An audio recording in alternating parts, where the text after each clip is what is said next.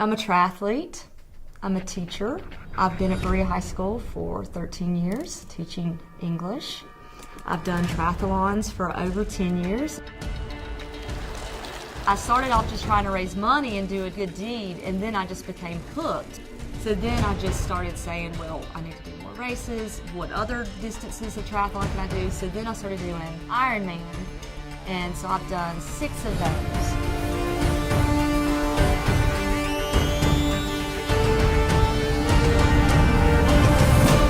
Usually, if you see me with my dog. He goes to all my races. He comes to school. He has his own ID badge. I like being outdoors, like spending time with my boyfriend, like canoeing. We live on a lake, so we canoe. I like hiking. Very outdoorsy. I don't like being confined inside. I didn't always want to be a teacher, but it kind of fell into my lap. In college, I started taking some English classes, realized how much I loved English. Also started teaching dog obedience, and the teaching aspect was so natural that I started thinking there could be something here.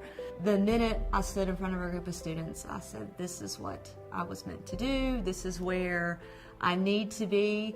The lower level, the more poverty, the worse the kid, the more I enjoyed myself. It was a challenge, and I like making connections to kids. I like reaching kids. I like watching the light bulbs go off in their head when they finally get something.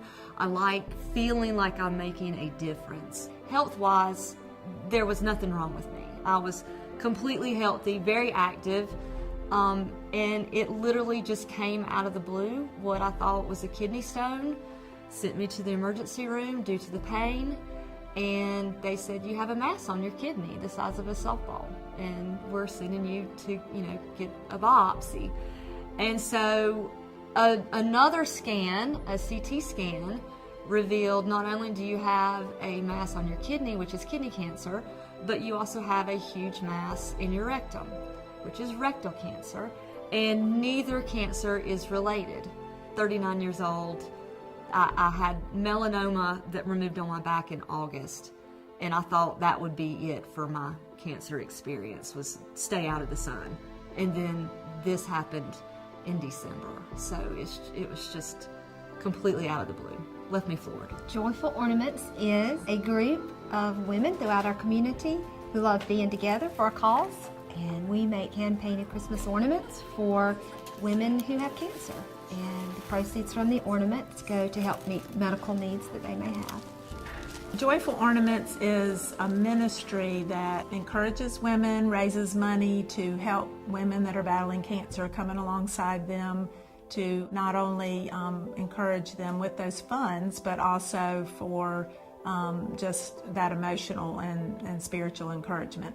I had to do 5 weeks of radiation, which was every day, and then I had to do 6 weeks of wearing a chemo infusion pump. So I had to wear a bag full of chemo.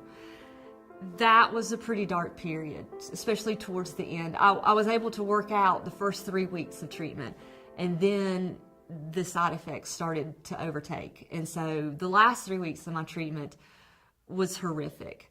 Now that I've had surgery, I'm back on chemo, and I have to do it every other week. Those weekends are mainly me being in bed. It's hard, it's rough, it takes a toll on me, but it's still nothing compared to what the radiation and the chemo 6 weeks of it altogether was. That was a dark, dark time. We do what we do because God loves us and He loves all people. And so we're trying to just pour that love into the people that are around us. We are trying to help her physically. We're trying to help her emotionally and encouraging her through the battle of cancer. And then that spiritual part, showing her the love of God and praying for her. So it is a whole holistic thing. I'm a nurse, and I'm all about holistic care. Christy called me, and she had heard my name come up multiple times through different networks of people. And whether it's fate or divine intervention, my name just kept being mentioned, and Christy kept hearing about me.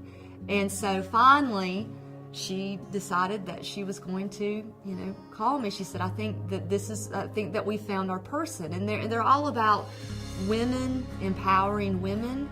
It's not just about the cancer patient herself. It's coming alongside their family, their friends, doing life with them. It also is wonderful for the women involved. It gives us a purpose. It gives an identity that women like to be asked. So there's probably 150 different hands that touch our ornaments in some way. We have made a difference in the community, and many of us are cancer survivors that are actually doing this work. And so, we are sharing the love and the comfort that we received at another time in our lives. I just love the concept of girl power. I just love the fact that I can go out and do a triathlon and I can beat the guys. And so when she said we're women empowering women, I was just like, sign me up. I will do whatever you need me to do. If this helps women, if this gives women a voice, if this gives women power, if this helps women get early detection, I'll do whatever needs to be done. I don't know why you chose me, but I will, try my best to live up to the honor and make you proud.